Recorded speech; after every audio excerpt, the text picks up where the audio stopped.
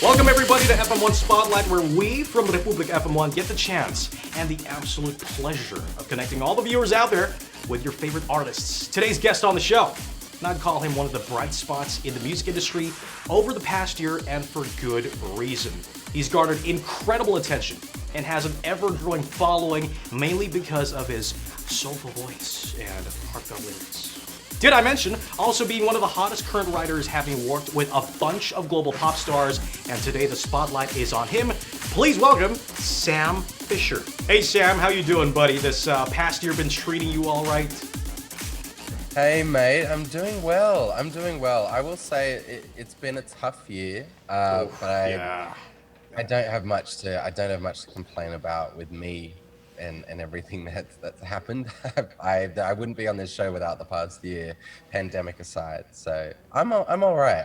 How are you, man? Oh, I am good. Good morning from all the way in the Philippines. Yeah, we've been following your career, man, and we're proud to say that we hopped on that Sam Fischer train early. Now, I know this isn't exactly an interview with Ellen or James Corden, but thank you for being on the show today. That in mind, man, I gotta start with the niceties. So I gotta ask, how did you get started in music, and what, if anything, was your inspiration? How did I get started in music? I feel like I could read music before I could read words, and that's such a lame thing to say about yourself. What a gift, man! What a gift! It really is something that I was always happiest doing, and I had two great loves in my life. I was a tennis player when I was younger, and I played violin, I sang, and started writing songs when I was 12. And so I got to like 13, and I was playing competitively in tennis, and I got absolutely smashed by a kid who was 2 years younger than me. And I was like, you know what? I'm gonna go with music. Hey man, I gotta say, athletically inclined and musically inclined, double whammy right there. In fact, I'd say that's pretty gifted by itself. Growing up, did you have any particular musical influences, or any artist being your biggest one yet? Absolutely. I mean, we lived in kind of like what they call the outback in New South Wales, my state in Australia. Yeah. And it took us like an hour to get to school in the morning and an hour to come back. Wow. And my dad had 3 albums. He had the Bodyguard soundtrack, Miss Whitney Houston. He had Michael Jackson's History Part 2. Classic. Yeah, and then he had like a compilation CD of like Sundance rock music. Okay, so all right. That was the foundation, and I was always just really, really attracted to good voices. So like, I respect so much Bob Dylan's writing, but it was really hard for me to listen to him. Like, he didn't have like a Whitney voice. So I was always like Whitney Houston, Michael Jackson, Destiny's Child, Casey and JoJo, Donny Hathaway, them and so that's the grounding. And then I found the songwriters like Joni Mitchell and Carole King and James Taylor and now John Mayer and Ed Sheeran, like just brilliant lyricists and people who can tell stories about specific things in universal ways, in uncomplicated truth ways. And so I don't know, I feel like now I'm in this industry. I'm my inspiration of my co-writers and my fellow artists. I'm constantly inspired by what other artists are doing, and I'm just a fan. That's great. I'm just a fan who puts out music. It's great to see that. You started off with some power singers there. You had some balladeers in there. Man of culture, I see. And we've also come to find out that you're a pretty hot commodity when it comes to writing songs. Working with all these global pop stars, Ciara, Louis Tomlinson, Jessie J, and the likes. Has it somehow influenced any music you might be writing for your own projects? Any future projects that we might actually come to hear?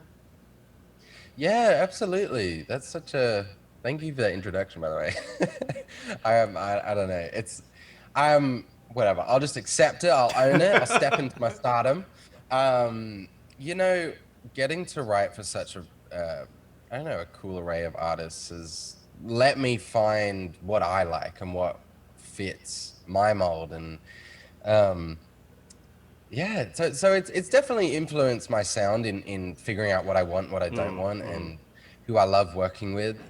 That's been cool as well, just to, get my little crew of writers who I used to write songs for other artists Right, right. for, and be able to just dive in together. And writers have such a cool bond because it's every writing session is like a therapy session. So we know each other, and it's just really fun to create. And that's what it's been recently. It's just a lot of fun writing stuff that I love. And I don't know, as a songwriter who wanted to be an artist, giving away songs that I loved was always tough Yeah. because I was like, oh, I want to keep them, I want to sing them myself. And so now, getting to the end of the session and knowing that what we've just written is A, something that I've wanted to say, and B, mine. It's cool. Hey man, Spain without the S, but at least you're putting out your own songs, and we love it, man. Your song with Thank Demi you. Lovato, actually, What Other People Say, it has such deep lyrics and pretty relatable for a lot of people in this day and age. Art, of course, is going to be interpreted differently, so I gotta ask, is there any particular message you want people to hear when they listen to that song? Yeah, I think it's just to know that nobody's perfect and no one has it all figured out. And the song is Demi and I saying, Beautiful. yeah, like owning up to it. It's like, yeah, we've listened to what other people have said about us, we've given into it, and we've kind of just woken up and realized, looked around at our life and gone, this is not where I thought I would be when I was younger. And Hmm. it's owning that and being able to recognize that so you can move on from that. Right, And right. so I think it's wild. Oh my goodness, what just happened? Oh, why is my phone ringing? I'm so sorry. Here, Happens. we're, It we're back. happens We're to back. all of We're us. here. It We're, happens to we're all of us on a live, Zoom y'all. call, man. It's fine. We're live. I'm sorry. Yeah, like it's been God, trying to get my thoughts back. Hey, man, all good, all It's good. cool, No, Demi and I have lived such different lives, and Yeah. obviously she's been Queen Demi Lovato for Oh 20 yeah. years, and Been I've crushing lived a on Demi for pretty a long time. yeah, I've been living in somewhat obscurity for Oh all of that, man, you're here and so now. now, don't worry, I'm proud of where I am now, but I've lived a pretty average life, and uh, it's cool that even though we've had such different life experiences, we're able to come together on the song and be there in a human Mm. moment. And I don't know, I figure whenever I'm writing songs and I feel alone in what I'm feeling, uh, it's just teaching me that if I feel like that, maybe millions of people around the world also feel like that, and Yeah. maybe they need someone to be able to see them and hear them and find comfort in it. So yeah, it's been cool. It's been a really great experience. You gotta love it, man. Everybody over here at FM1 loves that song, and I understand that there was actually an entire story behind you and Demi linking up for the song. What other people say. So, for the Yeah, benefit of all our viewers out there, can you maybe please run that by us really, really yeah, quickly? absolutely. I love talking about how it came together because I almost didn't. The writing session originally was supposed to be for another artist who I had Oof. written with the day before, Hmm. and they didn't turn up and they didn't tell me they weren't coming, and so I thought they've ghosted me, they've ditched me, and Oh man. I took it personally. And at the time, Oof. Michael like this Jordan. is this, yeah, this is You took it this personally, is man. I did, man. This is early 2019, so before anything had happened with this city, and I was kind of looking. I'd been dropped from a label. Like I was really, really just down on myself. I wasn't in a good place, and Hmm. Hmm. so that's really the inspiration for the song is someone someone blowing me off and me taking it personally. Like that, Oh, it was rough, but it happened, and I originally wrote it for myself, and it wasn't for anyone else. And not long after we wrote it, I was told that the song was sent to Scooter, and Scooter had played it for Demi. And uh, Demi told me that when she heard it, she listened, she listened through it and yeah. immediately started crying. And just she was like, "I have to be on this record." And yeah, the rest is kind of history. So it's pretty nuts how it all came together. But I'm so grateful for it. All right, man. Well, you've been pretty busy this past year making music, making appearances on shows, much like this, and even racking up a few nominations, recognitions, and awards along the way. What does that say about Sam Fischer, the artist, moving forward? It says that he is going to be a little more confident and a little more secure with what he's doing. And there's going to be tons of music because it tells me that people want more. So Yeah. Absolutely, man.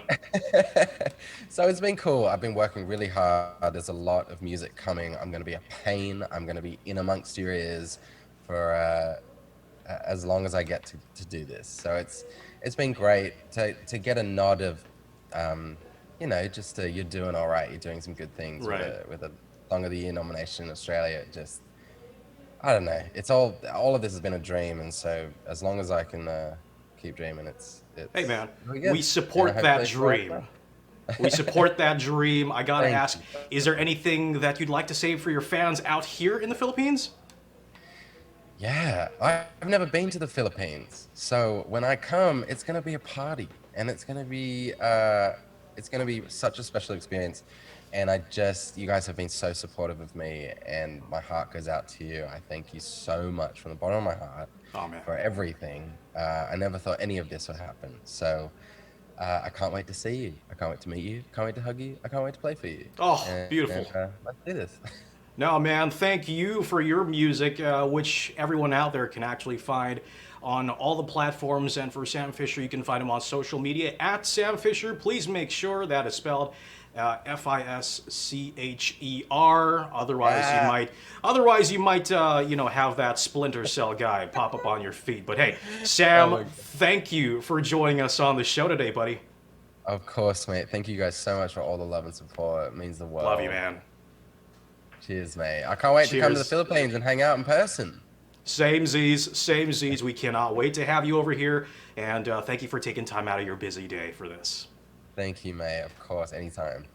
Thank you so much, Sam, for joining us today, and we really hope to see you here live and in person as part of your tour when things go back to normal. But until then, ladies and gents, boys and girls, Sam Fischer, been an absolute pleasure. My name is Zack. Y'all have a great day ahead.